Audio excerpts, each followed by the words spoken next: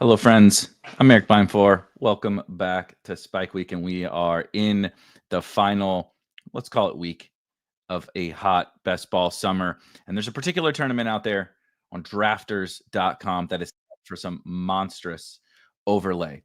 We'll see exactly how full it gets, but every single season it continues to overlay, and it looks to do so again this year. So we're going to be piling in to the drafters main event with the $500,000 top prize starting today, ripping as many drafts as we can get to here on Spike Week. Let's do it.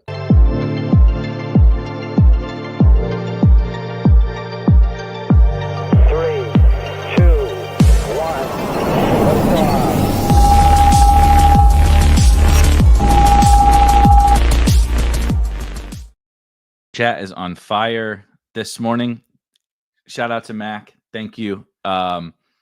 Two quick things. We are going to be drafting again, as I mentioned in the intro, over on drafters.com. If you have not played on drafters yet, what are you doing? Full point PPR, 20 round drafts, cumulative scoring, no week 17 in playoffs to deal with, $500,000 to first place. They do also have some other fun tournaments. They have a $3 mini. They have a super flex tournament. They have a $250 high roller if you'd like to move up in stakes a little bit. Tons of different options over on drafters. Of course, every week on drafters, if you hang out here on Spike Week, if you comment on the videos, you can get entered on Fridays to win free tickets to this drafters main event. Everybody should have gotten all their free tickets from the last few weeks. This Friday, of course, will be the final giveaway. If you drop a comment on one of our videos from this week, if you drop a comment on one of our videos from this week, you will get entered, put on a wheel on Friday. At the end of the Friday show, we'll give away 3 free tickets to this tournament. And lastly, many of you have probably already signed up for drafters. You've already been playing on drafters for the last couple of seasons, or at least this year. You've deposited, you've used code SPIKE, right? If you've never signed up, use code SPIKE. You get 100% deposit bonus on drafters up to $100. So you can get 5 free entries into that main event or a bunch of free entries into one of their other tournaments. If you played before, as Max says here, use code SPIKE RELOAD 20 on your next deposit, and they'll give you a 20% deposit bonus on. So if you've played, if you deposited 1 million times, if you've won a tournament on drafters, anyone can use this new reload code. That's it. You got it. Mac nailed it. So use that SPIKE RELOAD 20, just as Mac put it there. Some other super quick housekeeping as Mac and Bernie and Sauceton and everyone is saying. It is 9 a.m. local time here. I'm in the central time zone, and we have had quite the morning. Yesterday was cut day. Today has been crazier day. Today's trade day, I guess. Today is an even more significant, so far to me, morning of news than like really all of cut day yesterday. Yesterday was more about a lot of guys did survive the 53-man cut down day. But it was mostly to be expected. Not much. Lucky Jackson got shockingly cut. But the segue from that, of course, from the Minnesota Vikings, I don't expect everyone to know Lucky Jackson's team. Although it's a sick name, you should get familiar with Lucky Jackson. He's probably going to get signed by someone. Anyway, the Minnesota Vikings, the trade that has been the worst kept secret in all of football. Shout out Alex Berg in the chat, has been floating this in the Spike Week Discord for months. But Adam Thielen to the Minnesota Vikings. Of course, they are without Jordan Addison for the first 3 games of the season. Jalen Nailor is injured, and now they cut Lucky Jackson. So they were really thin at the wide receiver position out in Minnesota. That did seem to kind of some foreshadowing for this Thielen trade finally coming true. But Adam Thielen, now a Minnesota Viking. I assume he can step right into whatever role they need him to play in the KOC offense and be just fine alongside Justin Jefferson, TJ Hawkinson, and co. for the first few weeks until Jordan Addison gets back. Probably play in the slot, and he'll move around, right? But be the wide receiver 3 when Jordan Addison comes back, / wide receiver 4 when Jalen Nailor comes back. Whatever, some depth, some needed, very much needed depth for the Minnesota Vikings. But the real story, of course, is on the Carolina Panthers side. We will get to all this again at the end of the week on Friday. We'll make sure to cover all the most relevant news and notes on the Friday, the final news dump show of the week, or excuse me, of the summer. But Jalen Coker and Xavier Legette, I think Jalen Coker is the most exciting name because he's the one who goes from not playing in 3 wide receiver sets to playing in 3 wide receiver sets. Of course, the Panthers also cut Hunter Renfrow yesterday. So if you're concerned about Hunter Renfrow stepping into the slot role in the absence of Adam Thielen, don't worry about that anymore. Hunter Renfrow not on the Carolina Panthers. But if you were, in already, and we had previously when we started to get a little bit better rumblings, if you will, about the Adam Thielen trade, we here at Spike Week had moved up Coker, but also Xavier Legette, and also a little sprinkle of Jatavian Sanders because he certainly operates in the same area of the field that Adam Thielen did as the slot merchant, catch the ball and fall down, Mr. Adam Thielen. So Jalen Coker is, again, the most kind of exciting name, understandably so. We're all excited for that. He's a really interesting and fun young player. It'll be fun to see what he can do in a more full-time role. However, we can't only be excited about the guy who goes from kind of the bench onto the field. If targets are opening up with the absence of Adam Thielen, I think Xavier Legette, who had been slowly falling in drafts over the course of the summer, nothing crazy, but just a hilariously unsexy name for a first-round pick last year in the NFL draft, who's heading into his second season and also has one of the coolest accents you've ever heard in your entire life. Go listen to him speak if you've not heard him speak. But obviously, Jalen Coker wheels up, and of course, Xavier Legette needs to be mentioned in this conversation as well. And a shout out to Jatavian Sanders. Also, a shout out to what I would say is if you were concerned about the Tetairoa McMillan hamstring issue, I think this would signal that they're not concerned, certainly not long term, about T-Mac's health. So all good things on the Panthers side, wheels up for all of their pass catchers, all of their receivers. The price of lots of cocaine jokes need some Coker to get through the work day. Hello, Pack fan. And Max says, I'm worried that Legette could be better than I'm expecting, and I don't have enough of him. I don't have enough of him either, admittedly. But the beauty of this final week is we got plenty of time and plenty of drafts out there to rectify some of our stances. A stance that I am personally rectifying a little bit, and then we'll get into some drafts. The Detroit Lions have traded Tim Patrick, Isaac TeSlaa, clearly a nice beneficiary here. How I was discussing it again this morning, the Spike Week Discord has been on fire, which of course you can join at the link in the description. There's a handful of channels that are for free, but the majority of the conversation does happen behind the paywall. It is just $5 a month to join the Discord, or if you are already a premium subscriber to Spike Week, you get free access to the Discord. It comes with your subscription. But with the Lions, moving on from Tim Patrick, I think obviously trading him to the Jacksonville Jaguars, for anyone catching up, signals a level of trust in obviously Isaac TeSlaa, but also just the overall their receiver depth is, so Khalif Raymond is still on the team. Isaac TeSlaa is going to get all the hype from all this, as he mostly should. But Dominic Lovett, some of these, it seems like they're going to try to sneak Jackson Meeks through to the practice squad. The youth of the Detroit Lions pass catchers, it signals a trust in that. And of course, that's headlined by Isaac TeSlaa. I have really not been drafting him over the course of the summer. Call me a fish. That's cool. Won't be the first time. And I'm going to attempt to rectify that a little bit. I am, however, not going to get out over my skis on TeSlaa. I'm excited. I want to get some shares of him. Absolutely. I think he's a very good click. Now that the runway, there was a fairly clear runway before. Now it has completely opened up for him to be, Khalif Raymond is going to play.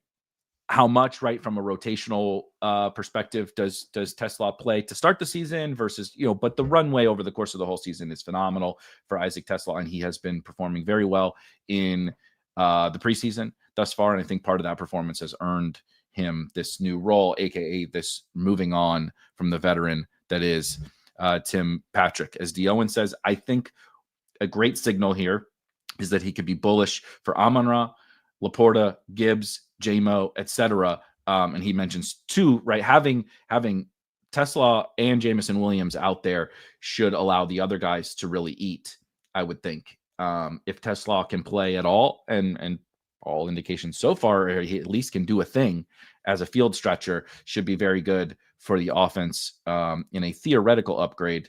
Khalif Raymond also might be an upgrade over Tim Patrick, just generally speaking. So just more weaponry, hopefully, for the Detroit Lions offense. But as I mentioned, the theme of today is, of course, these trades, but the theme of best ball today and your fantasy football drafts today is the overwhelming amount of late round targets that I think that we have that are just, frankly, everyone is like, the ADP can't catch up. There's a bunch of guys in zones that I just think we can completely ignore. Like, people are asking about, the Nick Chubbs and the Najee Harrises, and should we buy the Joe Mixon dip? No, but like all the different stuff like that. And it's like, I'm just wiping these guys from my board because there's such a huge group of particularly late round wide receivers, but we just mentioned Ja'Tavion Sanders and Harold Fannin, and Isaiah Likely is falling, and Mike Gesicki is falling, and Theo Johnson is appealing. Michael Mayer all of a sudden has entered the chat, right? As like, is this Michael Mayer thing real? There's a bunch of late round options at every single position aside from quarterback. Even at running back, Will Shipley is still cheap. Tyler Algier continues to plummet in drafts. Keaton Mitchell is still cheap. Taj Brooks. We still like our Sean Tucker. Brashard Smith made the football team for the Kansas City Chiefs. So did Eli Mitchell. Carson Steele got cut there. And those are, but there's Dylan Sampson still in the 150s, at least on DraftKings. There's so many options. I'm forgetting names, right? Chris Rodriguez and Bill and Austin Eckler, and like, there's so many later round names. Think about the wide receiver stuff. Vele gets traded. Troy Franklin is a smash, in my opinion. We got the Panthers guys. We have Quentin Johnston is just like falling to the last round of drafts, and that's not a name I thought I would be saying here, but nonetheless, it is a thing. And on and on and on and on. There's so many different. Torrey Horton and the Chiefs guys like Jalen Royals, or Tyquan Thornton now has also entered the chat. There's so many late round guys that don't be overly concerned. After like round 11, like probably like 11, maybe 12, don't be overly concerned with ADP. Like, I know if you guys are listening to this, you probably already operate that way and ignore ADP because we tend to preach that, generally speaking. What's the difference between a $2 auction player and a $1 auction player? Not much. So go get your guys, GYG. But right now, like, it's especially important to think about it. Like, taking that guy with the 175 ADP at 125 or whatever is fine. Like, it's fine. I know it feels uncomfortable. It feels very uncomfortable. But if you want to get like all these guys together on the same teams, would you like TeSlaa and Franklin and Horton and Keaton and Fannin and the D. Owens likes Jonnu Smith and like whatever? All of these late guys, if they're all too cheap, we all have our different flavors that are too cheap here in drafts right now. It's like, well, do something about it. Go get them. Go get these guys that are too cheap. All right, let's see if we can't. Speaking of going and getting your guys, I need 4 of you guys to come join me here in this drafters main event to fill. TLR says, so this is DraftKings. He mentions the Millie is filling about 12.3K a day at 3-day sample for it to fill. That needs to increase to about 19.1K per day. But the people in the DK Discord still think I think it fills easily. The DraftKings Millie. The drafters main event is definitely not going to fill. It should get somewhere north of 100K, maybe 115 or something like that, 115,000. But the on DraftKings, I'm pretty confident that it fills. Those drafts are flying, and like the increase, like the projected increase that you're talking about here, it's going to happen. This weekend, drafts go nuts. Absolutely nuts. So more, thank you for teeing me up. But I am going to be doing on tomorrow's show, again, 10 a.m. Eastern, live here every morning on Spike Week. I'm going to be doing my final DK Millie drafts. I'm going to try to get this weekend. It's not going to be the optimal time for me to be drafting. Got some family stuff, got a home league draft, got college football kicking off. Like I know it kicked off last week, but like the real college football kickoff is this weekend. There's a lot of stuff going on for me this weekend. So we're going to try to polish up those DK Millies tomorrow morning, live on the show today and tomorrow morning. Is Zay Jones going too far on the Murray team? No. Like Zay Jones is a starting wide receiver for the Arizona Cardinals. It's not as sexy, of course, but like he's in the mix, right? I didn't even mention like Alec Manor, Malik Washington, Jordan Whittington, Tutu, if you prefer. There's just a never ending. Are you a big Steelers guy? Roman Wilson is back there. There's just like such a large amount of late round options that just, if you have preferences on these guys, as soon as you're done with the draft, you can't go back and re-click a guy. And as soon as a week from tomorrow hits, you can't get your drafts back. Like waiting on getting the best price on all of these guys, like doesn't put them in your portfolio. You either want them in your portfolio or you don't. And right now it's about getting the guys, beyond a certain ADP, right? You don't want to take whatever. I don't want to take Isaac Tesla over Jaden Reed or something like that, but you either want to get these guys or you don't. A guy who I am just continuing to take here is Malik Nabers in the first round. Dioen says, I hated Michael Wilson all pre-draft, but he's now a smash. Yeah, I don't agree with that one. I don't think Michael Wilson is a smash. I think all of these other guys are much better bets than Michael Wilson. But again, if that's your flavor, like by all means, absolutely go for it. From your experience, how many of the, in quotes, overlay tournaments actually do after people chase the overlay? This one, you're looking at it. I do. So here would be my guess, again, based on my, I definitely don't have all the answers. And just because I've been doing this for quite a while doesn't mean that I have the answers any better than some other people do. But based on the last, 5 or so years in the best ball space, the drafters main event is going to overlay. It's a lock, essentially. Exactly how much does it overlay depends upon how much all of us come in and chase said overlay. Let's do. I'm going to do Bowers. One thing. Let's finish the overlay thought. You guys know me bouncing around from thought to thought. I would suspect.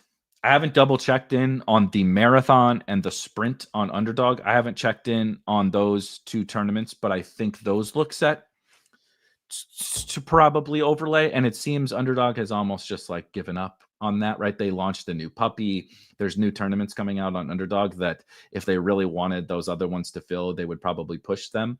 It's also just super quickly. It's also truly hilarious to me that there's often every single year, right? What happens in the playoff formats like Best Ball Mania, DraftKings Millie is people complain because they had a really good team and the playoff variants didn't go their way, right? I scored so many regular season points and I lost because so-and-so had Jerry Jeudy in the 15, in week 15. And it's like, yeah, welcome to the game. Don't play if you don't want to deal with those rules.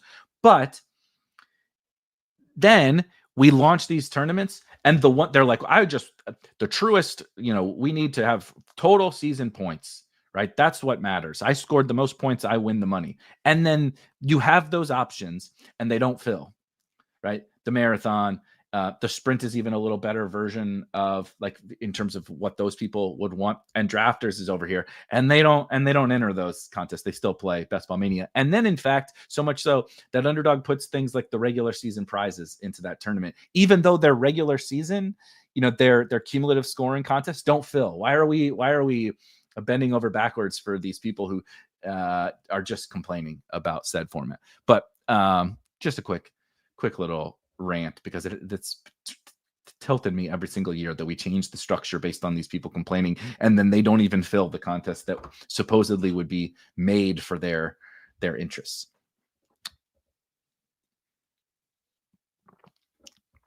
Let's see. Jonathan, aren't you worried that Harold Fannin isn't on over half of your teams? Yes, I am. Dion says, smash in a sense he's the wide receiver. So I wouldn't make this guarantee either that he's the. So first of all, he's the wide receiver 2, but Trey McBride is on this team. So it's not like being the wide receiver 2 on the Saints. It's like he's really the wide receiver 3 because exists, right? Quickly, let's do Mike Evans. So like calling him a wide receiver 2 is a little bit misleading. Because if we classify Trey McBride as a wide receiver, he'd really be the wide receiver 3. And is he going to earn more targets than Zay Jones?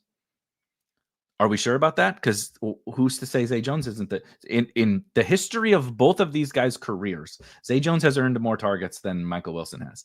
So I'm not trying to sit here and turn this into a Zay Jones thing. I'm just saying in that it's a not quite so clear. Like Michael Wilson has been the air quotes wide receiver 2 for the Cardinals for his entire career and has done jack shit. And so I'm just not sure that we can ever call that guy a smash. Like you need to score fantasy points at a certain time. And some of these other guys, in my opinion, they may not, right? Troy Franklin may not score fantasy points, but I can at least tell myself like, well, there's at least a ceiling here. Like, I don't know that he stinks. And I pretty much know that Michael Wilson stinks. People also complain about pod luck, but they're also degens who secretly want the pod sweats. People complain. I'm complaining about people complaining now, so I'm being part of the problem. But it is, it's just, gosh, like these tournaments rock, all of them, including the cumulative, including drafters, including all of it. These tournaments are too much fun. Okay, let's do the T-Mac thing. Neighbors, Bowers, Evans, T-Mac, sign me up. One thing I didn't execute perfectly on this team, but to Jason says, just draft McBride, only problem solved. I'm with you.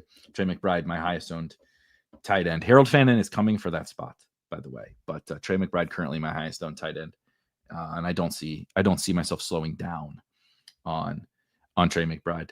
But with all the stuff that I was talking about before, specifically the late round wide receivers, right? We just talked about Coker. We're talking about the Cardinals guys, the Broncos guys, just the Chiefs guys. Like I've legitimately drafted Tyquan Thornton. I might draft him here today. There's a bunch of guys that you can draft late wide receivers. I think the pool is awesome. De'Ami Brown still exists. Alec Iomanner that I mentioned. Kayshon Boutte is an interesting, like particularly on May stacks, but overall as a super late round dart. I talked about Malik Washington and the Rams guys, and on and on and on and on and on. Marquez Valdes-Scantling, of course, got cut, so Torrey Horton is kind of above that range to me, but nonetheless, all these guys in the mix. So how do we capitalize on that? Well, I don't want to be swimming in the shit quarterback waters. Right. If there's so many good late round picks at these other positions, do I really want to be drafting Sam Darnold and Daniel Jones and frankly, even like I really like Geno Smith, but like unless something bad happens, I need to use those as a weapon. Think about what all of this pool of guys we all think are too cheap at the end of drafts. I don't want to be dealing with quarterbacks then. Go get yourself some really goddamn good quarterbacks, and also go get yourself a superstar tight end. I do want to be drafting Harold Fannin. I do want to be drafting Jatavian Sanders, et cetera, et cetera. But go get yourself a superstar quarterback and a superstar tight end, because you're going to have guys available later that you think are too cheap. We may not agree on who the too cheap guys are, but we all agree that there are way too many guys that are at way too cheap of prices later in drafts, I think, but also at running back. Let's see here. He says as he takes another wide receiver in Ricky Pearsall. Let's see. Somebody asked another question. Who needs to pay the mortgage when there's overlay to be chased? Amen. Do you like overlay more in a season long or a pod tourney? I kind of prefer it in the total points because certainly I can advance a couple more teams in the playoff format, right? The pod attorney, as you mentioned, in a playoff format, I can advance a few more teams, which is great. But nothing is really going to change about once I get there. In this, we're just instantly knocking off the fewer teams that I have to compete with. So it's like you have a better chance to advance when there's overlay in a playoff format tournament, which is good, but you don't necessarily have the playoff portion isn't necessarily different. But here, it's like I'm competing against all 140,000 teams if it fills. If it only gets to 110, now I'm only that's 30,000 fewer teams I have to beat, and I have the same amount. I still have my 150, right? That's 30,000 fewer teams. That's 20% fewer teams that I have to compete against. So it's good, right? We're talking about picking the favorite and least favorite of your two children. They're both awesome, but if I had to pick one, it would be that.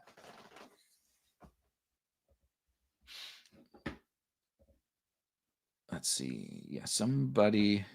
Are you doing any sprint or marathon? Not right now. I only have so many hours. I only have so much sanity. I am, of course, like trying to get prepared for the season as well. Next week we'll start. I got to get the very first college football battle royale rankings out. I'm excited to be diving into that this year, doing them more, but also from a content perspective. And we got to get ready for week 1, right? Next week is week 1. So we got to start prepping for all of our week 1 content, takes, bets, DFS, whatever. And I just, like I said, it's like, I actually really enjoy golf as an example of this. Here's an analogy for the real world. Unfortunately, I just have to draw a line somewhere on things I can't commit my time to. And I'm not giving up football, obviously. I'm a diehard basketball fan. I love Blues hockey. And my wife and I really love Formula One. I watch college basketball religiously and college football religiously. I watch way too many sports, NBA, everything, right? I've given up on baseball for this year because my Cardinals stink. But I do watch baseball, of course, for much of the season. It's like I would love to get into golf. I would love to watch it. But I also need to spend time with family and my wife and my dogs and get outside and touch some grass and all that kind of stuff. So that's sort of the sprint marathon thing for me. They're definitely going to overlay. They are definitely a totally solid place to go invest your money. But I'm investing my money where I think there's going to be absolutely monstrous overlay here on Drafters, where they're giving away a ton of free tickets. Not just me here on this channel, right? Every Friday giving away free tickets. If you hit certain milestones, you just win free tickets on Drafters, right? Get to 10, get to 25, get to 50, get to 100, get to 125, get to 150. You could get a bunch of perks, and it's going to overlay, and they have a reload bonus. It's like you're like getting paid to play this tournament. So it's kind of, we got to draw, like I said, we got to draw a line somewhere.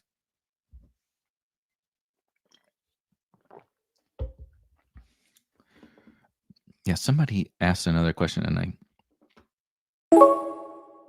can't find it now.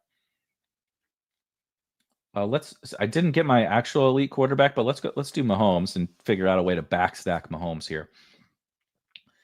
We went Neighbors, Bowers, Evans, T-Mac, Pearsall, RJ Harvey, Patrick Mahomes. Be honest, ugliest click you've done so far. Zay Jones, Chris Brooks.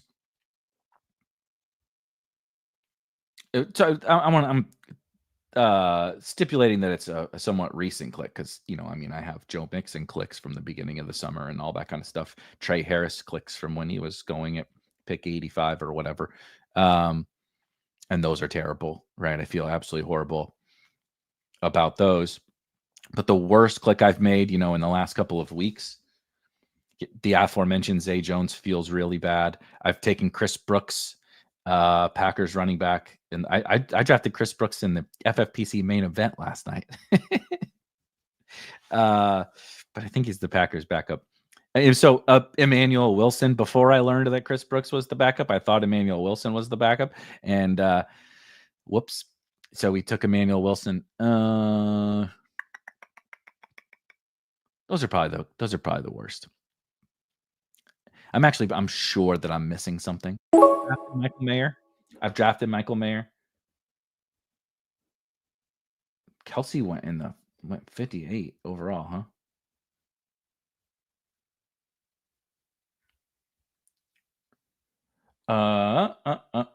Let's go.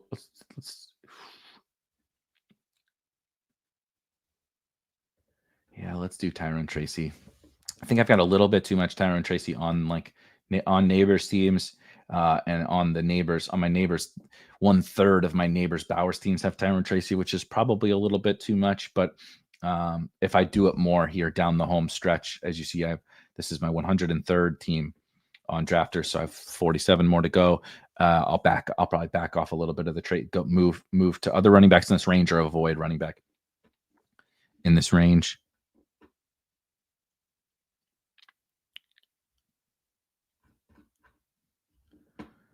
What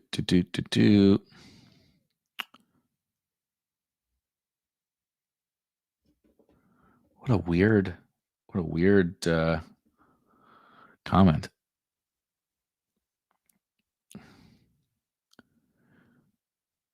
Shubi says, I am definitely losing sanity over here. That's how I feel. I am. See, it's 2 days in a row. Allergies. I'm getting allergies. I thought it was just to all the running backs I've been drafting, but you got to try to keep your sanity. And this is all, it's so hard to explain to the common folk, about what we do all summer.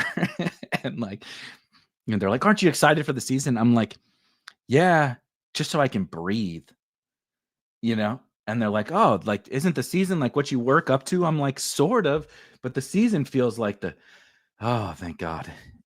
I'm not on the clock for another draft endlessly, right? I don't pull up my phone and, oh my God, you're on the clock in 40 slows. Oh my God, you got when you don't feel like drafting, but you're like, I mean, if I don't draft today, I'm going to fall sober. I'm just going to have to do it tomorrow.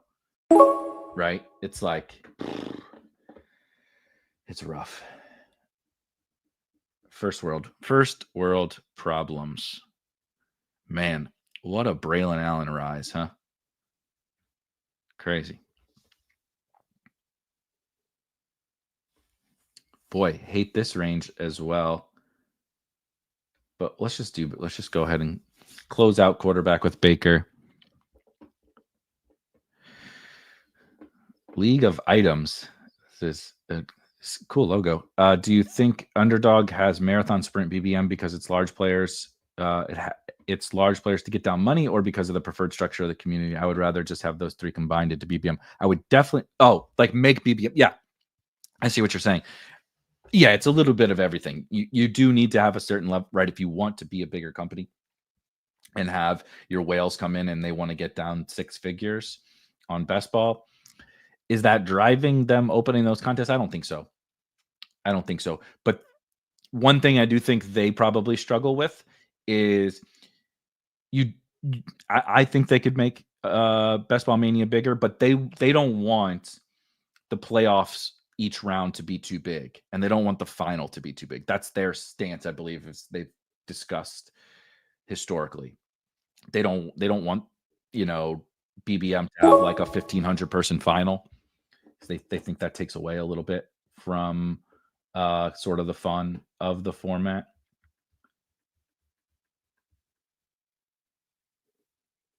Wow. Bernie took Samson at pick 100. What a son of a bitch. Didn't even notice. And of course, Bernie takes my guy, Dylan Sampson, the guy I'm trying to take in basically every draft down the home stretch. And we are 0 for 1 here today.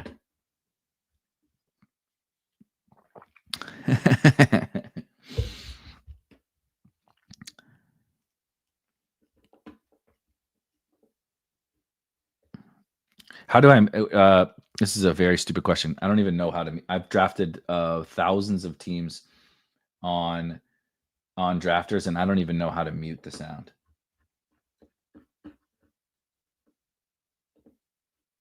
I'm more than happy to, but yeah, thank you. I legit don't even know. Yeah, bigger week 15, 16 pods would be an easy way to make BBM larger. But that's I know it's already so insane. 1 out of 16, 1 out of 16. They really don't have a way to mute like on site. That's crazy. Because I would like to not have to do that every single time. But yes, I muted it. We'll have to talk to drafters about that because I agree the sound is triggering sensory overload. I'm with you, totally with you. Also, weekly winners, combine those into BBM because players can target different structures within one tourney. Weekly winners is definitely a very, very, very different tournament. It also filled. It's not my personal favorite, but the people do seem to like it. So I can't really say much negative about weekly winners. Okay. RJ Harvey, Tyrone Tracy, Braylon Allen at running back.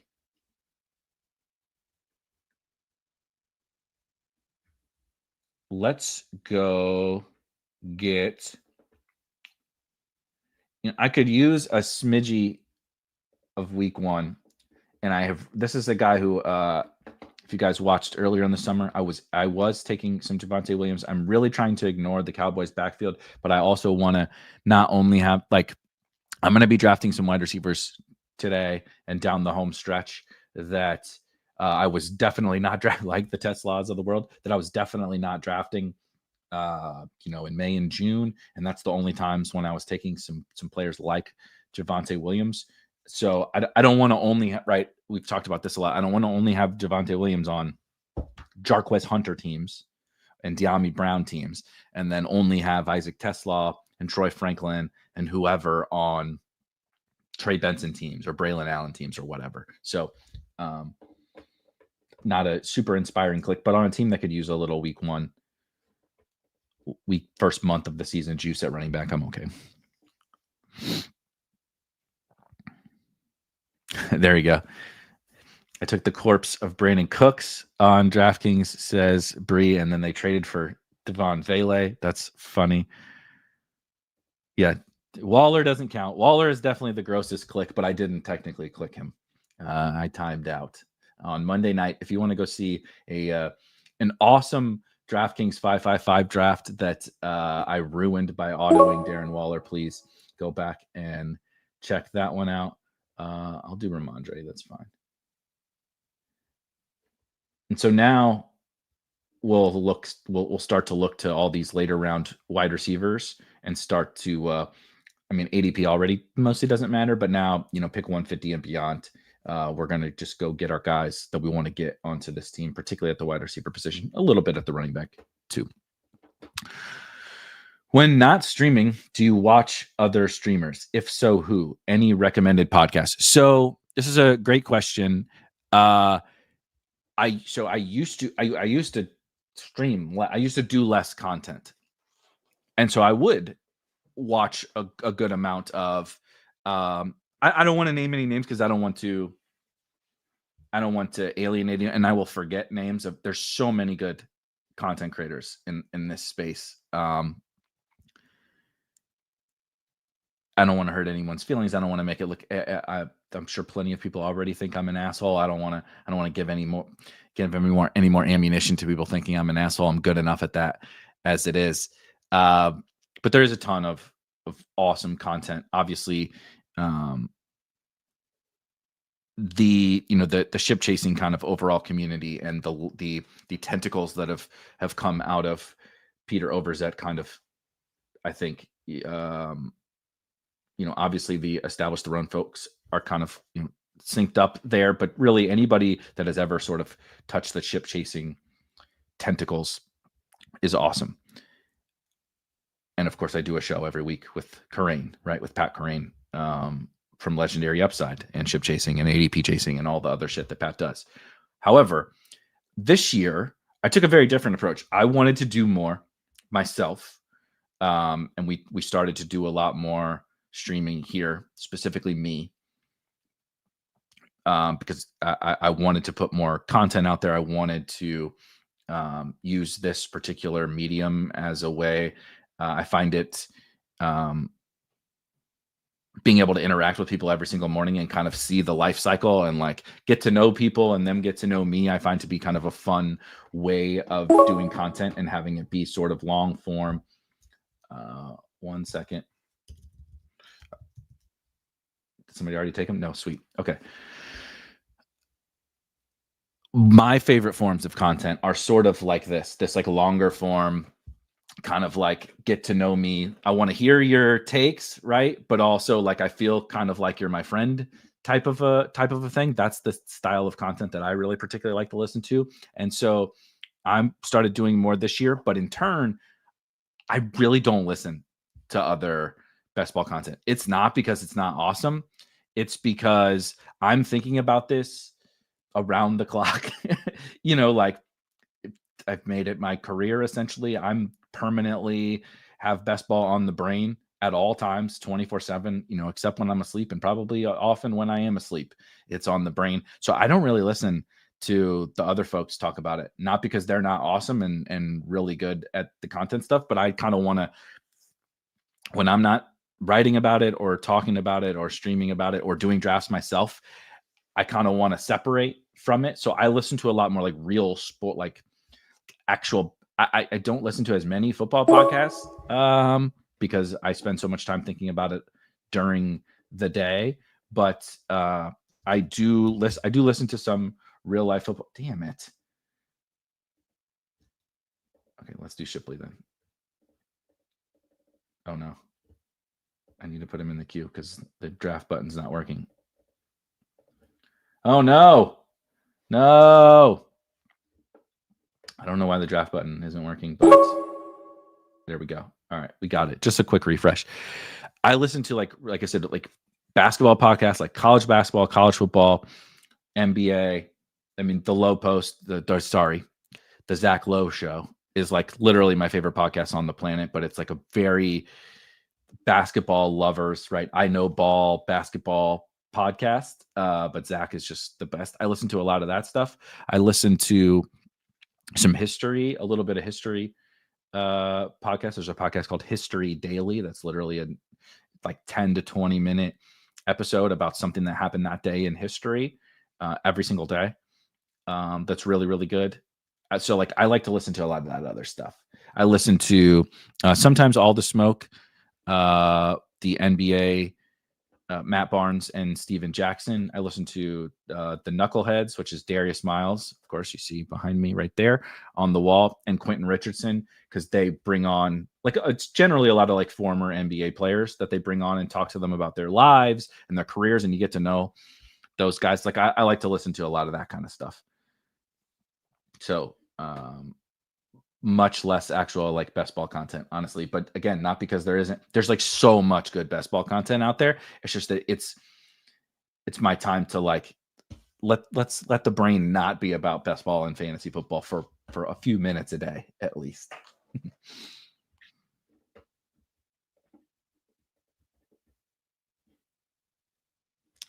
Achane ready for week 1. Does that make him clickable again? Yeah, definitely. Definitely. I kind of had they'd been saying they're pretty sure he's going to be ready for week 1, but of course there was a little bit of worry. But definitely, I like Achane for sure. Yeah, Bernie always was clickable. Okay, this is where we need to. Oh, yep. Torrey Horton. Easy money sniper. Of course, Bernie also takes Fannin and Keaton and Leggett and all of the guys that we like here. So probably not going to be able to accomplish some of these go get your guys goals here in this one, but nonetheless, Torrey Horton works. I've been so busy this summer with work in real life and drafting so many slows on my phone. I feel exhausted and falling into drafting a lot of the same players and teams right now. That's the hard part is that's part of why I try to separate a little bit, right? I go for walks, obviously take the dogs for walks, go do stuff with the family, listen to other content that isn't best ball related, because like I'm drafting like in the thousands of teams, and you're just feel constantly on the clock in slow draft. You are constantly on the clock in slow drafts, and then you're trying to do a bunch of fast. It's easy to get overwhelmed by that, and then draft teams that are worse because of it. You're like you said, you're just like click, click, click, click, click, click, and I want to fight that as much as I can, and so I want to feel excited to like be on the clock and all that. And it's easy to not. Like I said, these are the most first world ass problems you've ever had in your entire life, where you're like, oh, I'm drafting too many fantasy football teams. It's such a grind. Like, really?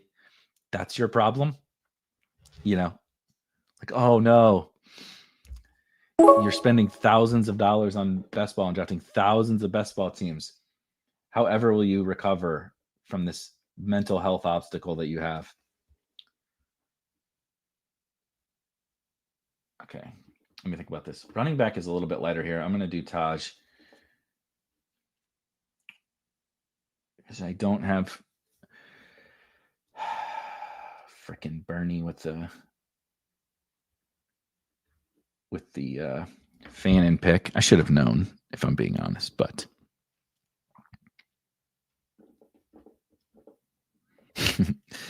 Sizzle says, I have almost 400 drafts since March. I was feeling like a degen until I found my community. Now I feel like I'm a small fish. You're definitely not a small fish. 400 drafts is a shit ton of drafts.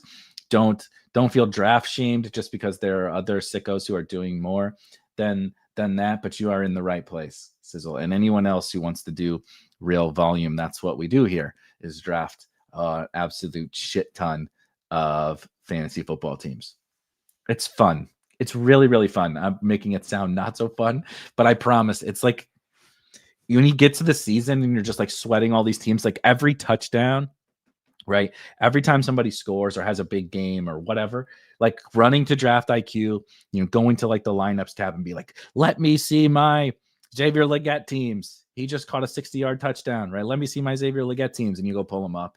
And you got 3%. And you're like, damn it. But at least I got, at least I got these. Look how awesome this. It's like it's week 2, dude. It's gonna be okay. But like, last year, if you remember, the opening night, Thursday Night Football, Ravens are playing, and Mark Andrews is kind of, not playing a ton, and everybody is rushing to go see. Oh my God, Isaiah Likely, it's over if you don't have Isaiah Likely. Let me go look at my Isaiah Likely teams and run to Draft IQ and share them in the Discord, and like all of the grind and all the hundreds of hours of drafting is totally worth it by the time the season gets here.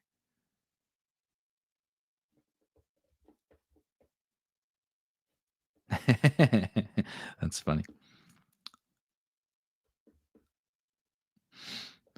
Pressure? Nah, fam. This is just playing ball. I love it. Okay. Coker goes.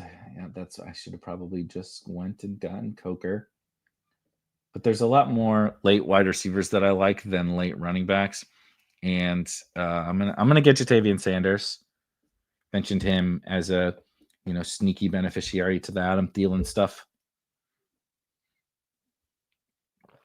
I like him.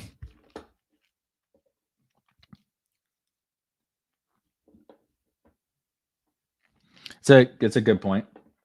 See, so no offense to PSG here, but I mean he has Dak, so I think he's fine.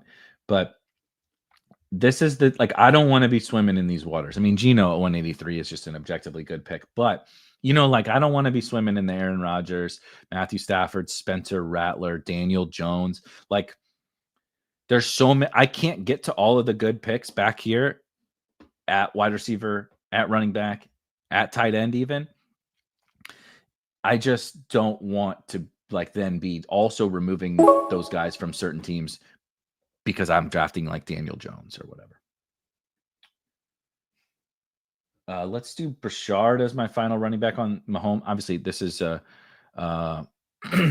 Baker Evans, and then I had currently had unstacked Patrick Mahomes, but we'll toss the nice thing about Brashard Smith.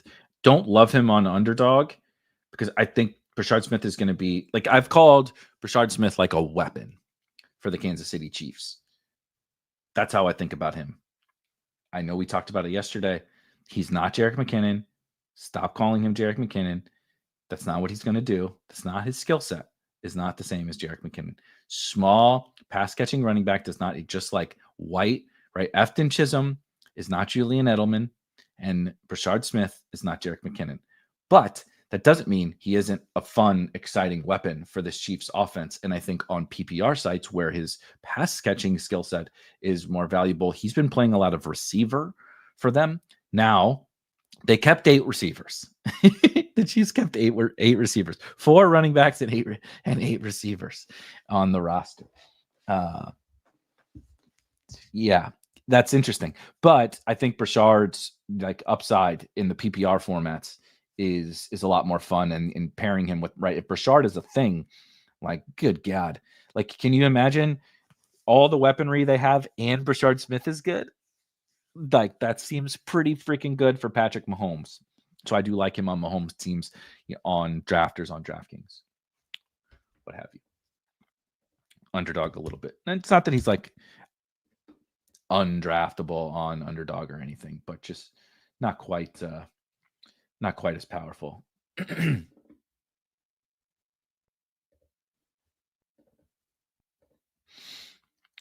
I am hilariously on the clock in some underdog slows over here that I need to make picks, and it's fucking hilarious. I have 1 hour left in a bunch of first quarter drafts. Good God, I'm on the clock in a bunch of slows.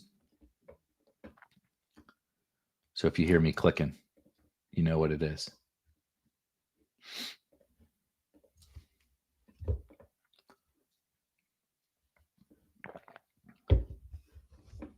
Round 19. 2 wide receivers to go. I really should have planned ahead better. Let's do Royals. Build out this Chiefs. Mahomes. Nothing quite says I'm going to win $500,000 like Patrick Mahomes, Brashard Smith, Jalen Royals stacks. Let me tell you.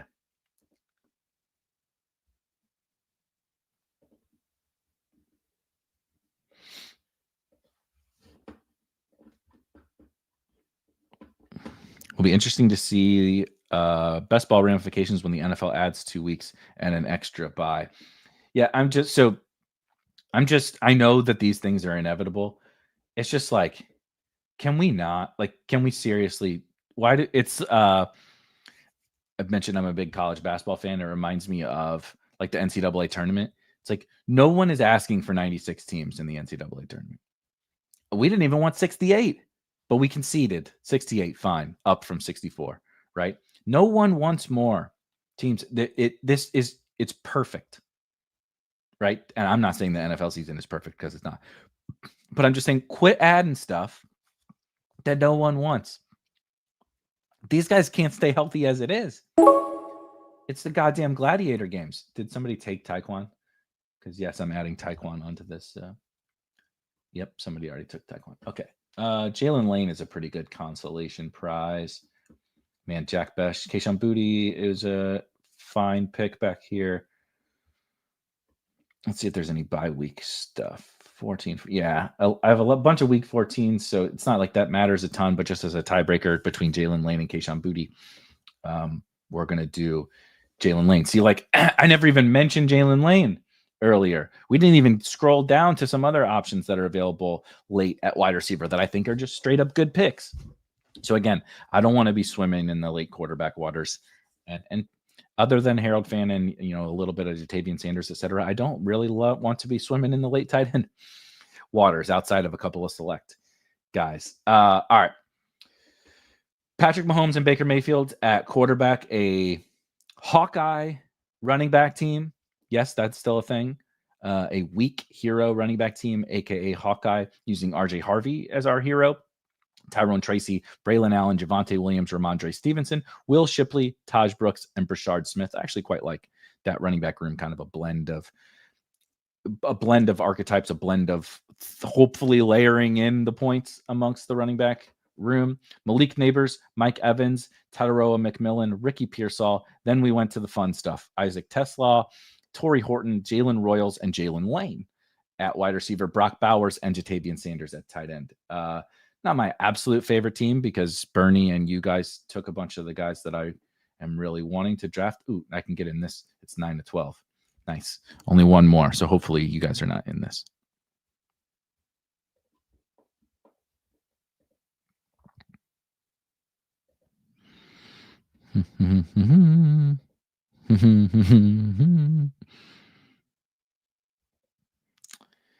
This is great. You're in the right place. I know Versaire knows he's in the right place, but had to take a trip to the dispensary this morning. You'll maybe read this live while I'm starting the watch from the start. Enjoy the rest of the stream. Will you remember if I read it out loud if you are partaking in your performance enhancers from your errands this morning? We'll find out. Looks like, doesn't look like all you guys got in this one. Kevin over here in the 110, but I don't know about if you made it into this draft, please feel free to let me know. While this is about to start, a friendly reminder, if you can hit the thumbs up button while you're here hanging out, it's really super helpful for the show, super helpful for our good friends over at Drafters who have graced us with a bunch of free tickets to give away this summer. And speaking of that, I'm going to give away 3 free tickets to this tournament, the Drafters main event, on Friday, at the end of the show on Friday. You do not have to be present to win. You do have to drop a comment on one of our videos. So any video from this week, starting with the DraftKings 555 draft on Monday night, I did, where I hilariously auto-selected Darren Waller on an awesome team, an otherwise awesome team. But anyway, if you drop a comment on one of the videos of this week, including today's and including tomorrow's, every comment that you leave, you'll get entered into that giveaway. I'll put everybody's names on a wheel. We'll spin the wheel at the end of the show and give away 3 free tickets. I mentioned you do not have to be there, so just drop a comment and we will make sure to coagulate and get you your free tickets. You can DM me, Discord, Twitter, Blue Sky, text message, carrier pigeon, whatever floats your boat. We got a 0 running back room, so I'm gonna take Jahmyr Gibbs. But final Drafters ticket giveaway on Friday. I mentioned tomorrow I'm going to be doing my final DK Millie drafts. I have a lot to do today, by the way, to set that up. So no pressure. But I made sure I already announced it and I created the stream, so there's no backing out now. So I'm just going to be drafting on DK until my eyes bleed today. But anyway, that's the plan for tomorrow, is to a DraftKings draft, and then Friday we'll recap the Isaac Teslaw news, the Adam Thielen news / Tim Patrick news / whatever, and get a kind of a final injury report heading into week 1. Of course, we'll get real injury reports and such next week in week 1, but kind of a last training camp and preseason recap show on Friday. And of course, we'll draft. We'll do some drafting as well and give away some free tickets. And then we will head into week 1 and start doing in-season scheduling, which I will be announcing probably on Friday. The in-season schedule. We'll be covering DFS. We'll be covering sports betting. We're going to get Survivor stuff out there. We will continue to have the Best Ball Basement on Monday nights with myself and Rob before Monday Night Football. And we'll be, so Best Ball Basement will be a lot of, recapping the week as it pertains to our best ball portfolio, right? Talking about the things like the Isaiah Likely week 1 of last year, the injuries, the ramifications, our advance rates, how terrible they are, or hopefully how good they are, how our player takes are looking, et cetera, every Monday in season in the Best Ball Basement. We are a best ball company first and foremost. So that's not going anywhere. But then during the week, I'm going to be keeping this time slot. And that's where we'll be doing some DFS stuff, some betting stuff. We're going to draft some Battle Royale teams. I'm going to have rankings out for Battle Royale, NFL, and college football, main slates every single week of the season. And as I mentioned, we're going to get some Survivor content out there and all that kind of stuff in season. So we'll be covering best ball and all of the different other stuff in season starting next week.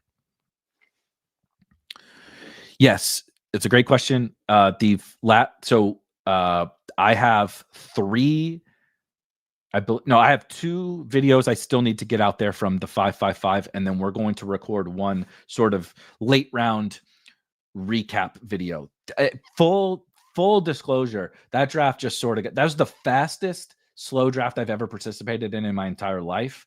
And of course, everybody has busy schedules. Bernie and Rob much more so than myself, have busy lives and busy schedules outside of drafting a best ball team.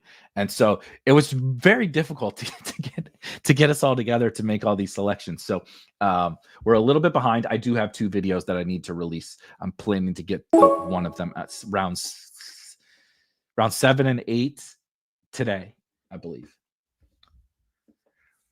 Let's try to build a robust team, shall we? Gibbs JT.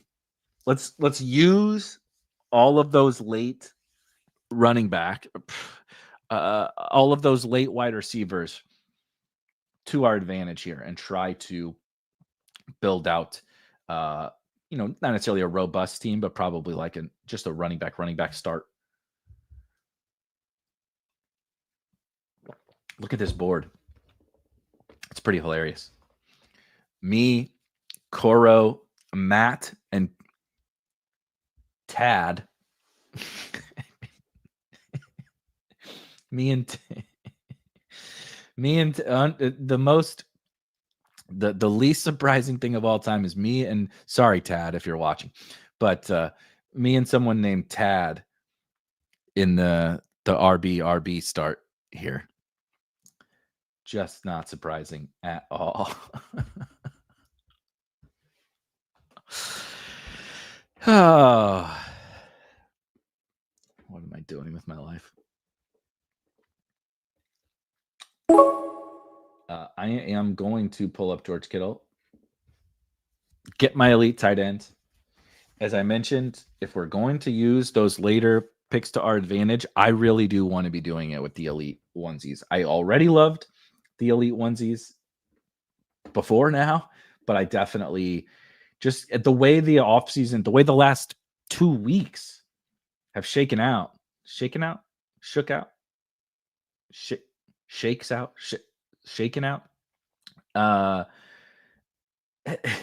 It's just like set up so well for so many late round picks, but particularly at the wide receiver position.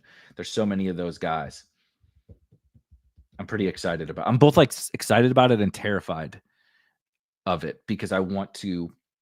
There's so many guys. I'm luckily I have some big bags of some other guys already. I mean, I just took Jalen Royals again, but like I can sort of back off of Jalen Royals, sprinkle him in a little, make sure I get Royals like I just did, like on a Tesla team, on a Leggett team, whatever. But some of the guys, right, like De'Ami Brown, like I have huge De'Ami Brown bags. I'm happy about that. No, I don't think Tim Patrick matters. Tim Patrick is a depth piece for the Jacksonville Jaguars. Go look at their wide receivers after Parker Washington. So if you're worried about Tim Patrick, the Jacksonville Jaguars had Josh Cephas and Austin Trammell as their depth wide receivers. And reminder, their wide receiver to whatever we want to call Travis Hunter also plays defense. So they need probably a little bit more depth at wide receiver than other teams do. And they did not have it. So like, what if 1 week they want Travis Hunter to just play full-time defense and pull him out of offense a little bit? What if he gets hurt because he's playing both sides of the football? Do they really want to be playing Josh Cephas like a whole bunch of snaps and trying to win football games? No, they needed some form of depth at the wide receiver position.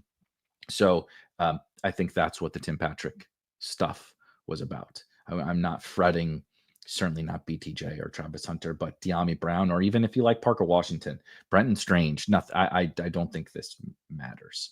It's like one of those where how I said it this morning is not every trade, signing, transaction is an indictment on the guys at the top of the depth chart or the guys at the bottom of the depth chart. It's not, it doesn't work like that. Right? We always panic. Oh my God, they signed this running back. What does that mean for the starter? It's like, it doesn't mean shit. It means you need to have a full football team. And if your depth is bad, you might want to upgrade your depth. Right? Every new hire at your place of employment doesn't mean the fucking vice president is getting fired. Like we're building a team here. All 53 guys matter, and having depth in a sport that is a goddamn blood sport, right? You need, like, these guys are going to get hurt. The only thing that is guaranteed in an NFL football season is injuries. I don't know to who, but it's the only thing I can guarantee, that a bunch of guys are going to get hurt, because football is insanely violent.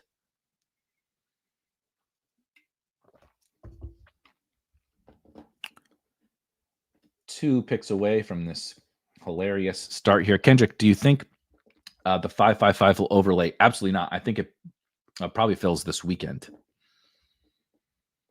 is my guess on the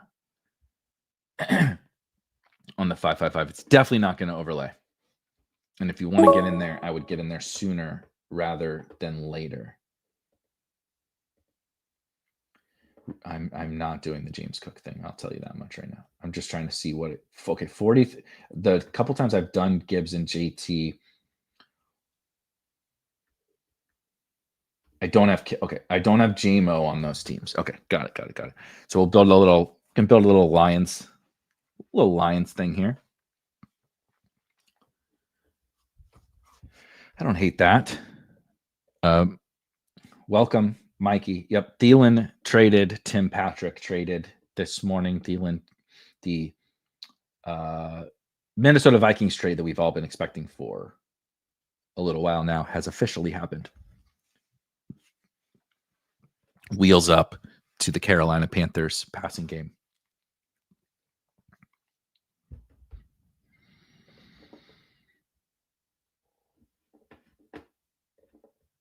Feels weird. It always feels weird when we start to get to this point of the season, because it's like, it's just been an insane roller coaster of every single day, training camp practices, hype, just out the wazoo. And then we get the 53s, right? Then we get cut day. We get some of these final transactions. It's still, right, as of this morning, still a pretty big roller coaster. Should I do Detroit and San Fran? Sure. Why not?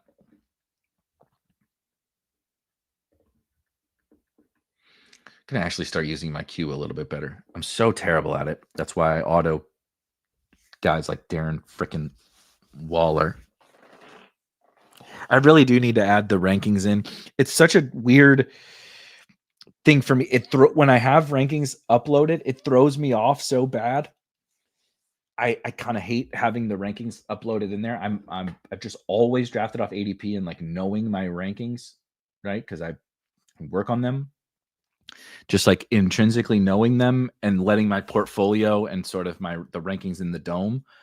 But it's probably a bad practice, because I'll auto some guys occasionally that I really don't want, that wouldn't happen if I had my rankings in there and if I use my queue better. Good call from Mina rocks. Mina is one of the like real life football shows that you should definitely watch if you're into that sort of thing. She's outstanding.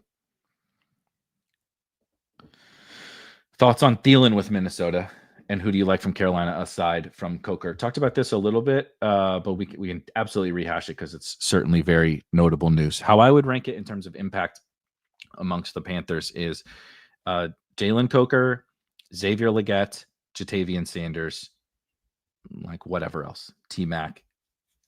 it speaks well to T-Mac's health, not necessarily like a target share or anything like that. Though, if Xavier Legette is not that good, and maybe Jalen Coker is just a role player, maybe Thielen was going to take more targets away.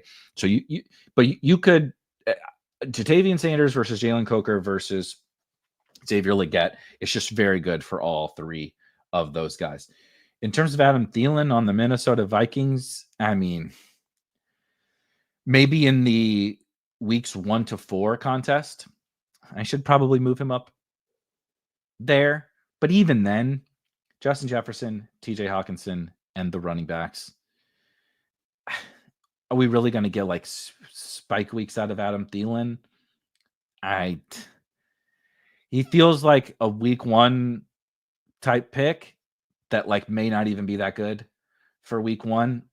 And, Addison will eventually be back. And now you're getting the 4th passing game, maybe 5th passing game option on the Minnesota Vikings. And he's old. I just don't like shouldn't call it wasting. I don't like spending picks on those kind of guys. That's why I don't really like to draft, the Keenan Allen, the Amari Cooper, or whatever. Like, what do I really win? Like some usable weeks? Like, congrats. Like, you won some closing line value, but did you win anything like actually really valuable? I tend to think not.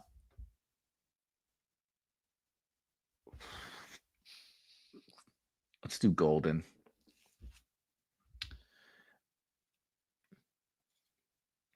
Golden versus Debo versus Olave is interesting, though, versus Pacheco. Could also just really, it's Lions. There's a fun Lions conversation after the Tim Patrick trade in the Discord this morning. And it would be fitting for me to draft a Lions mega stack here.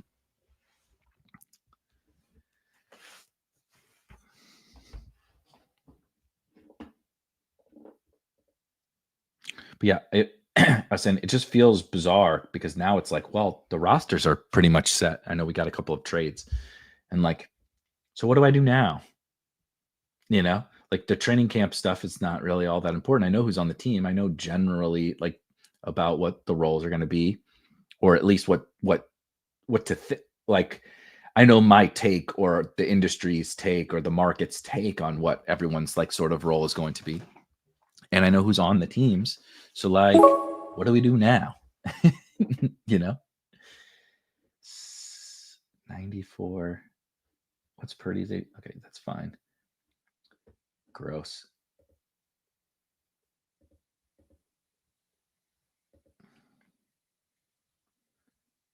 Let's pull Keon up. I need a swing right on when I start with such poor wide receivers. I mean, JMO is my wide receiver 1, Pearsall wide receiver 2. That's why I took Golden instead of Debo. Not that Debo is in a swing. I do quite like Debo Samuel, and I have drafted Debo Samuel on these exact kind of teams. I don't know if you saw that on your screen with the draft hacker. I've definitely drafted Debo here. I think he's fine, but ultimately went Golden a little bit after ADP. Don't have him on a team like this. But like he and Keon are the kind of like, I want to find, we've talked about this a bunch of times over the summer, but how the field drafts these teams is they take the Jacoby Myers, right? The Jerry Judys, the Cortland Suttons. And it's not that those guys are, I mean, I don't like those guys really anyway, but it's not that they're like, there's not a case for them to be drafted. The problem is that when you need wide receiver points and particularly wide receiver upside in a total points scoring format, you need to beat 100,000 other teams in total points over the course of the entire season. What you need to find is not Jacoby Myers. You need to find last year's Ladd, last year's Brian Thomas, last year's Jameson Williams. You need to find the breakout stars who are way underpriced. Like the small win Jacoby Myers season is just not moving the needle enough on that team because you need to hit home runs at wide receiver. So you need to swing for a home run. You can't hit a home run if you bunt. Couldn't Thielen be useful for a few weeks in a contest? Like, yeah, he could. So the problem with that is like, so could Troy Franklin, and so could Jalen Coker, and so could Tyquan Thornton, and so could Jordan Whittington, and so could, right? Other guys could also be useful for a few weeks. When the only outs are like, well, I might get a couple of usable games in the first 3 weeks, right? Addison will be back week 4. In the first 3 weeks of the season, that's when I have my full roster. No one's on bye. You know, if I didn't draft Addison or Rice or Godwin or whatever, or Ayuk, I have all my other wide receivers. Did you need those 13 Adam Thielen points? Like even like 18 Adam Thielen points. It's like, why can't Xavier Legette score 18 points in the first month too? He's also a starting wide receiver, and he might actually be, turn into a much better player this year than Adam Thielen, not necessarily over his career, but also could be over his career. You know what I mean? It's like, if I want the first 3 weeks production, I got a lot of dudes that are going to be playing in the first 3 weeks. So it's hard to let's make sure we get our quarterbacks here. I don't necessarily need to. What, Goff 121? Okay, I should be able to, theoretically, fingers crossed. Let's see what the Amon-Ra team has got over here. He's got Hurts. He could still take Goff. We'll think about what we want to do here. I probably will just take him because I of course, yeah, I'm probably just going to take him. I could push him and use Jordan Love as a little backstop here. If there's some, now, if Tyrone Tracy comes back, it's possible.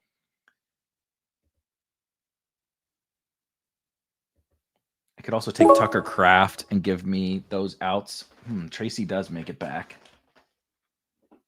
Let's do that now. With Tracy here, I'll push Goff. But a lot of the times, I'm not really trying to fuck around at quarterback at this time of year. As we've said, and we'll continue to say every single day this week and next week, there are so many mispriced players in later rounds, and not even always just mispriced, but just guys that are really, really appealing later. Like, you'll be fine, but if you don't get the quarterback that you built your team around, it really hurts the team. Now, you can draft Lions without Jared Goff. Of course, most of my Lions shares do not have Jared Goff on them.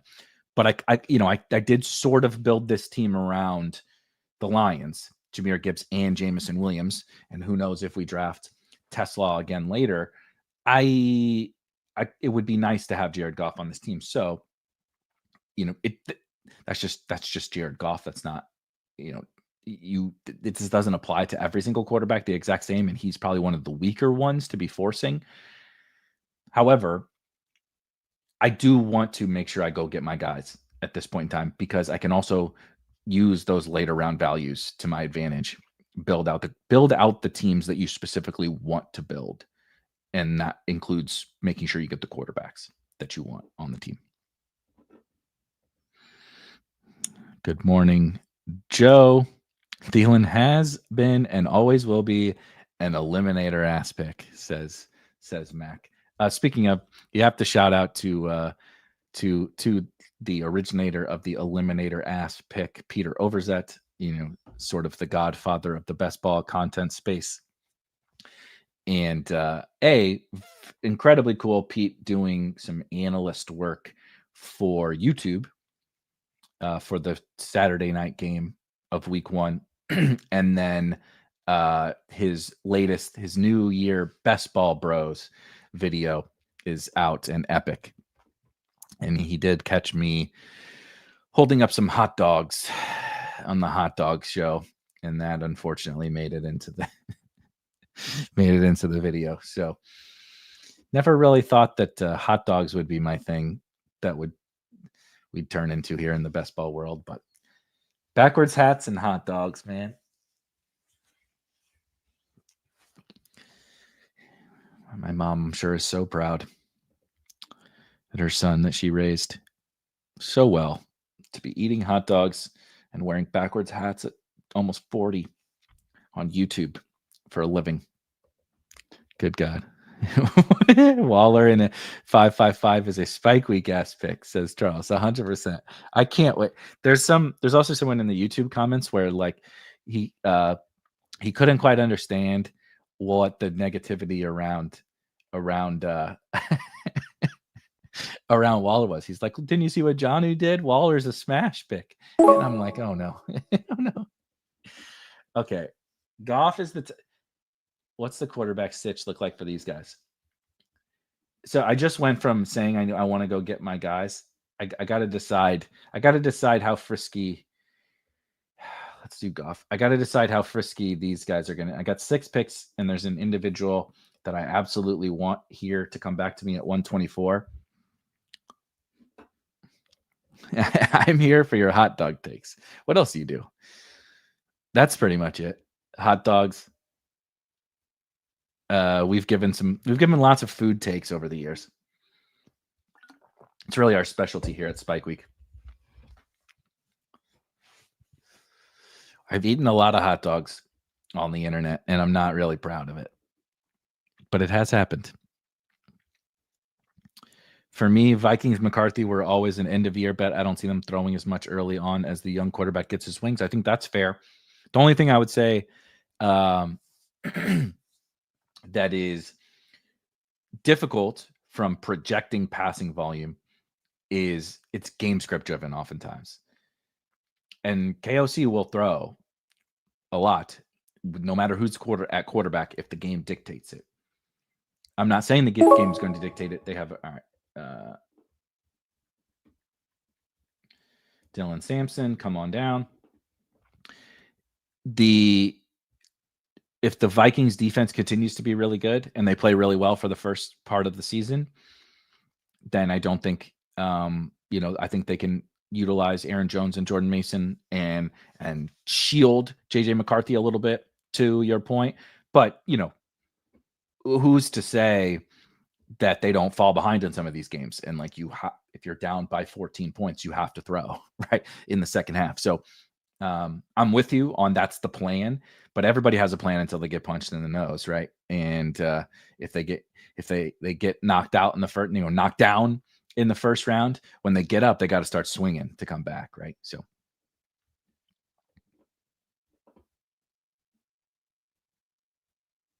Can you explain RJ Harvey and Bashal Tutin to me like I'm 5? I'm just getting into the swing of course. And Samson too, if you don't mind. We'll start with Samson because I just took him and he's going to be one of my highest owned players of the season.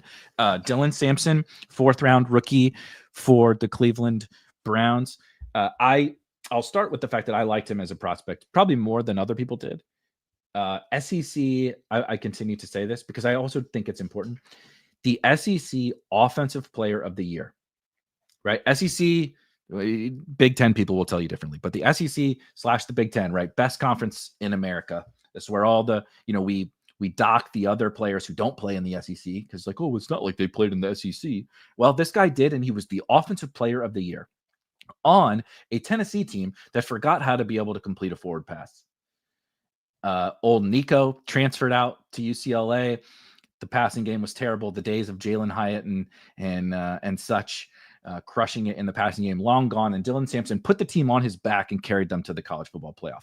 Now they got their ass kicked by Ohio State, the national champion. But Dylan Sampson basically carried an entire SEC offense on his back, and they were awesome, right? So I think he's a fun prospect. Then the Browns took him in the 4th round, but of course they took Quinshon Judkins as well. Okay, it's time. It's time to start getting some of our guys here. Let's do Thornton.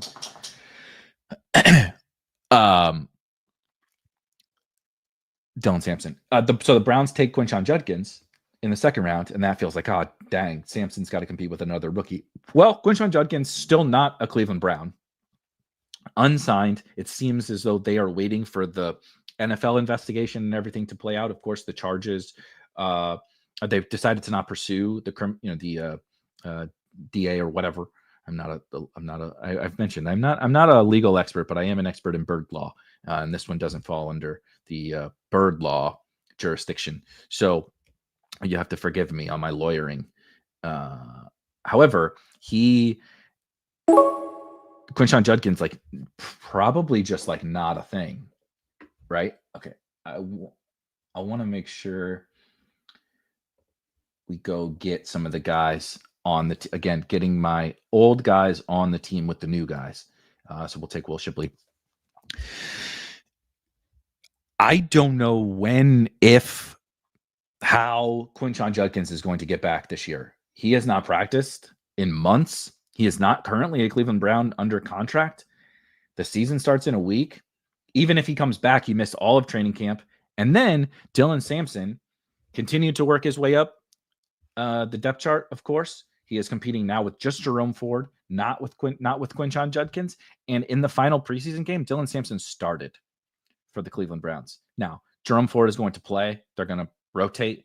But you're essentially getting the starting running back, a pretty talented young running back, in my opinion, on a Joe Flacco, Kevin Stefanski offense that we don't expect the Browns to be awesome, but it's not, that doesn't mean they won't score fantasy points. They've always scored fantasy points. Joe Flacco has been, we've been rooting for Joe Flacco to be the quarterback everywhere he goes because remember Flacco magic, taking this team to the playoffs, goes to the Colts. He unlocks Josh Downs and Jonathan Taylor and everything over Anthony Richardson. So I think everything is just absolute wheels up for Dylan Sampson. The run out this offseason has been incredible. Even if Judkins comes back, he's going to have to pry this backfield from Sampson's cold, dead hands. And I'm just not sure he can do it without having practice all summer.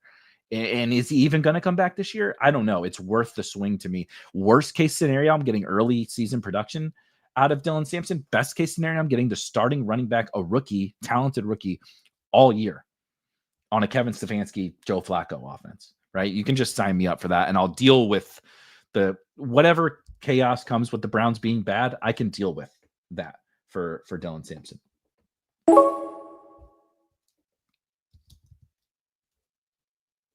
Let's add Tesla to this monster Lions stack.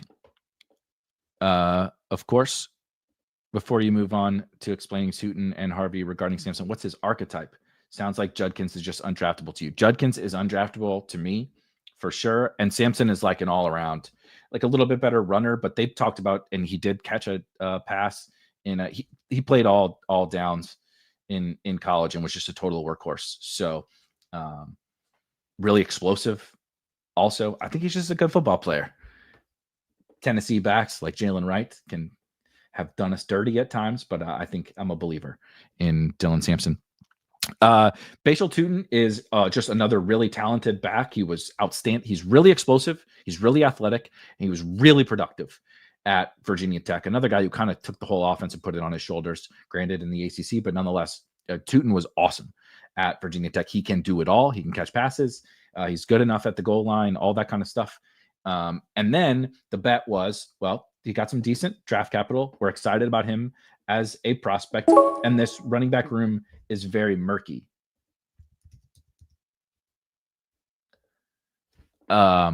Took Isaac Tesla and Troy Franklin there, two guys I am trying to get exposure to here in these rounds. And of course, I started with Gibbs and JT and George Kittle. So I'm a little light at wide receiver from a firepower perspective. But Tutin steps into Jacksonville, new coach, right? The new coach did not draft Travis Etienne. He did not draft Tank Bigsby. And then Liam Cohen drafts Bashal Tutin.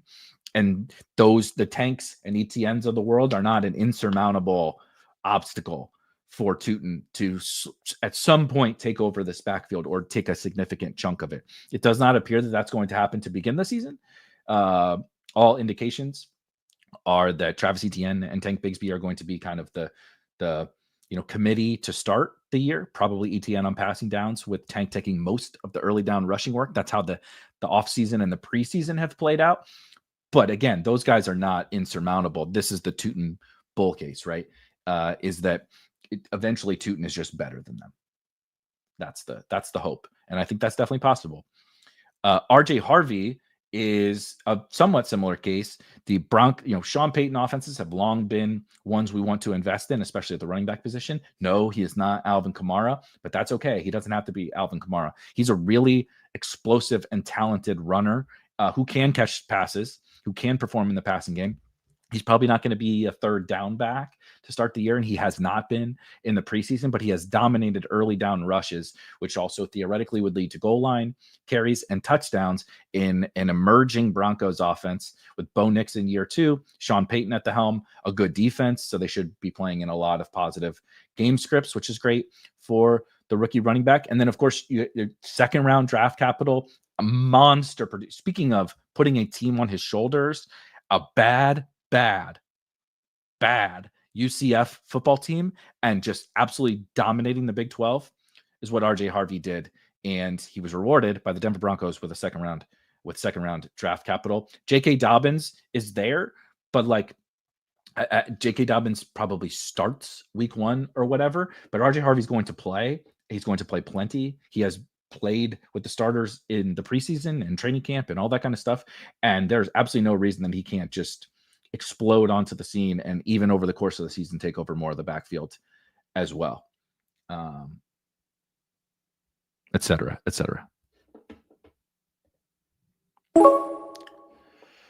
Let's see here.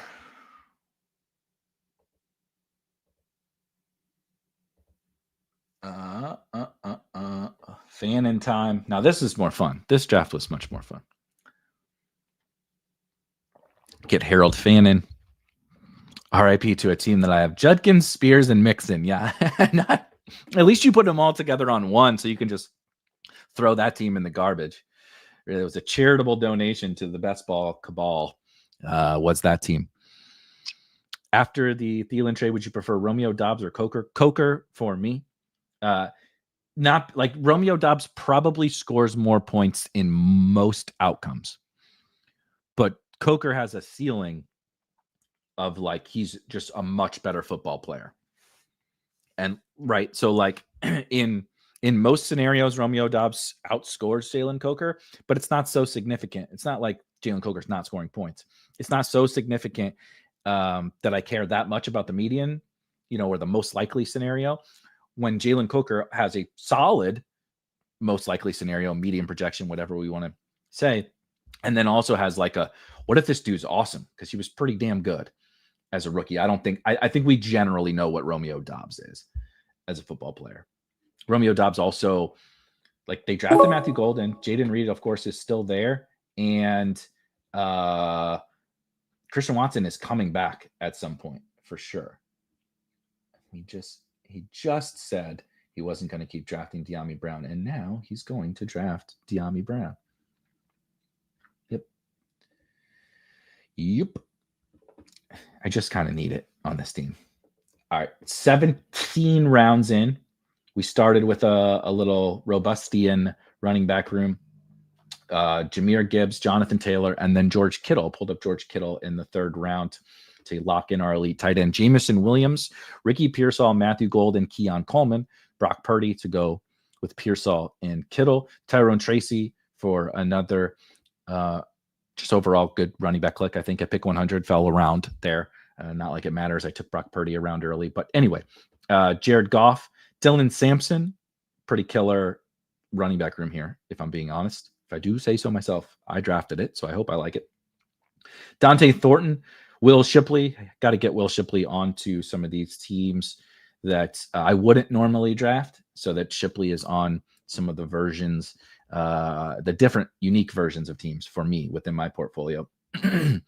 Isaac Tesla, Troy. Then we went full go get your guys season, right? Isaac Tesla, Troy Franklin, Harold Fannin, and Dyami Brown. Coker went at 167. I took Tesla at 165. Horton at 175. Malik Washington at 194. Leggett at 133. So just a little, I wanted to kind of recap some of the, sexier names that are going to be rising in drafts. So you can kind of get a general idea of where they're going. Samson price not rising is still surprising to me. It doesn't make any goddamn sense. It's like he rose when the Judkins news came out, as he should. Then Judkins, they decide not to pursue the charges in court. Again, bird law expert, not a real legal expert, so forgive me. And it was like, oh yeah, see, Judkins is fine. Don't worry about Sampson. And it's like people have like forgotten about him or something. I think it's somewhat the fact that people think the Browns are really going to stink. And I do get that. But like bad teams score fantasy points too. Especially good football players on bad teams.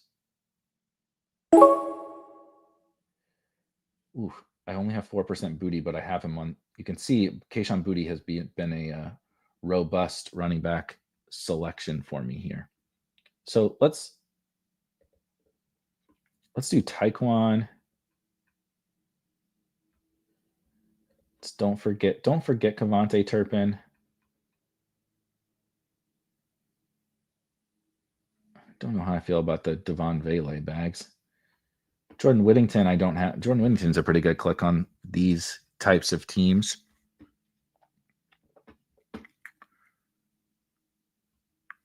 I really do like Jalen Royal still. Well, we'll see. We'll see.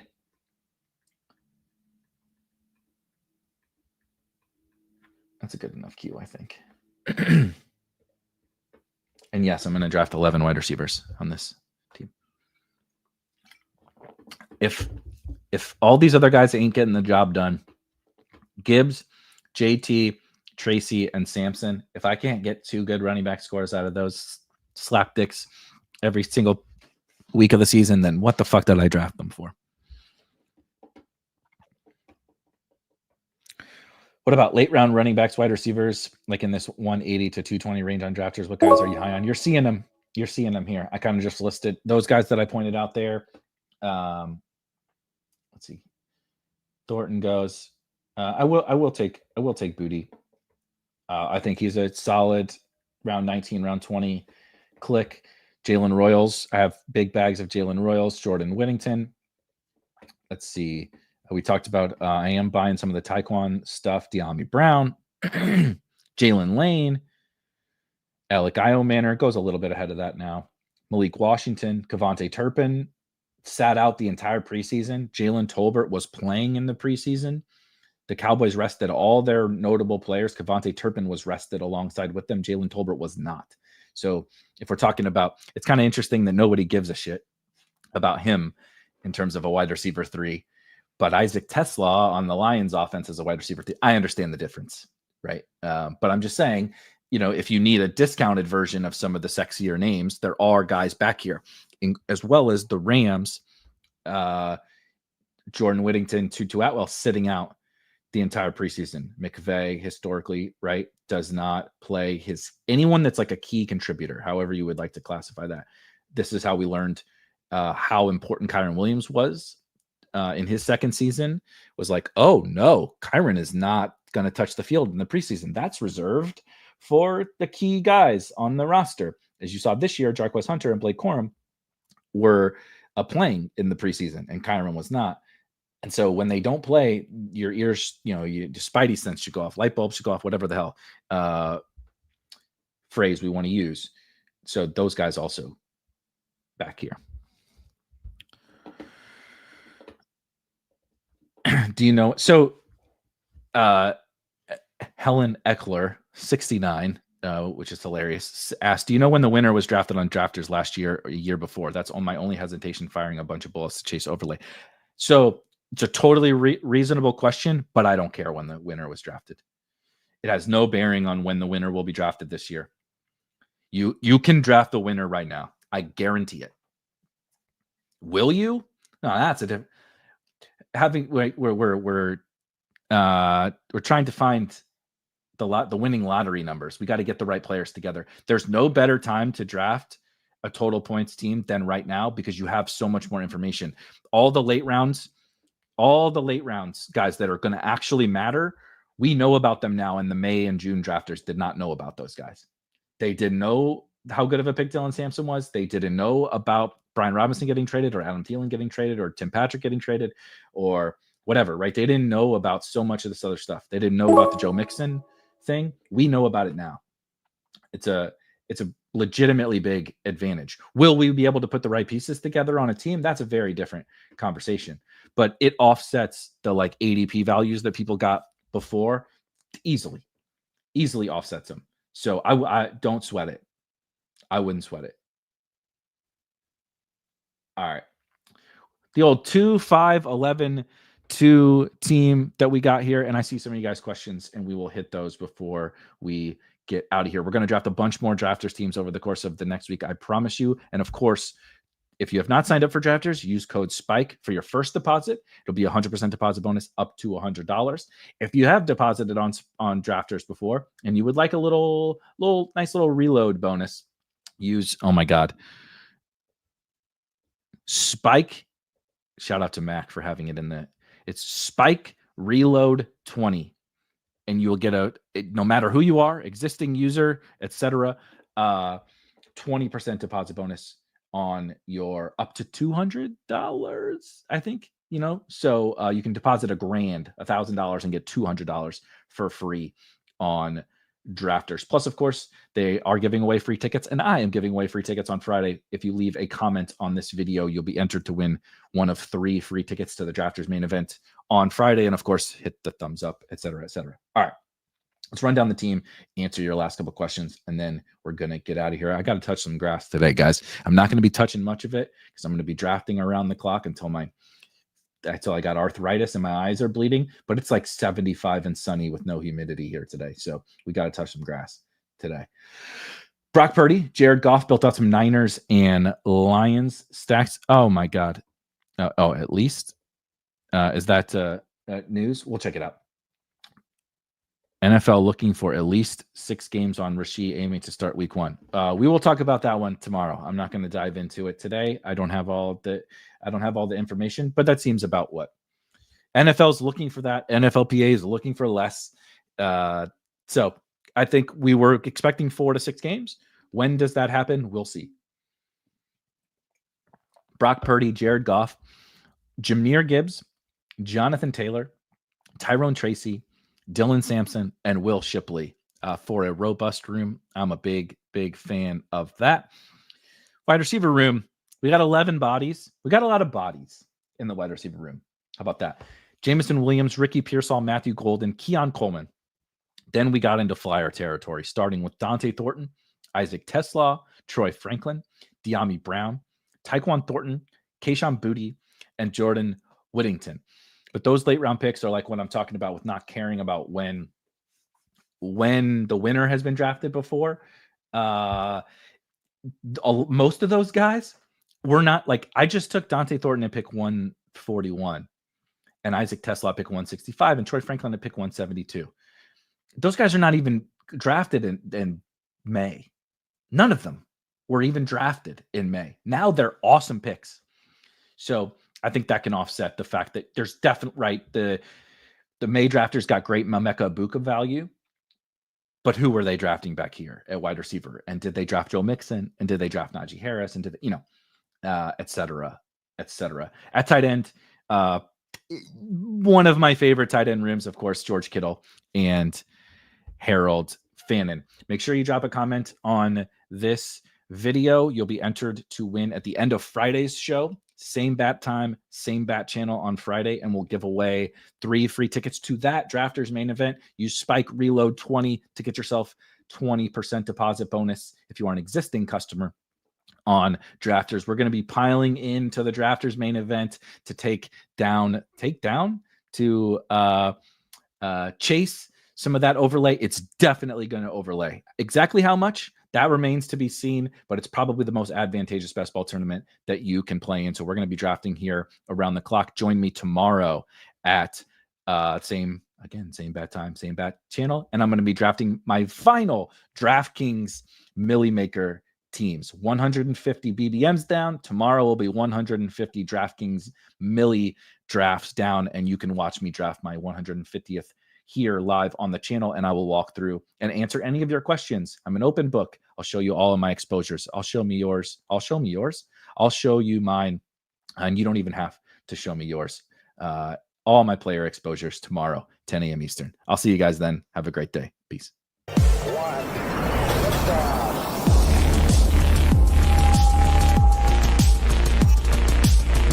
Woo! Those were some spicy takes. Want to stay up to date with all of the other spicy takes we're going to have over here at Spike Week?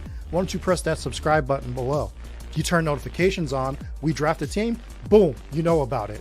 We have another spicy take, boom, you know about it. You can be there, you can draft with us. You want to stay up to date? That's how you do it. All right, we'll catch you later next time here at Spike Week.